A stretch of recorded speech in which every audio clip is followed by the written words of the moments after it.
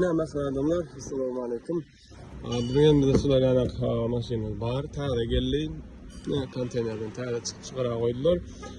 Ford Expedition 21. yıl panorama aerobasat atmadık 3.5 motor. Köp zat özünde bar 3 kasvat yok dine renkli.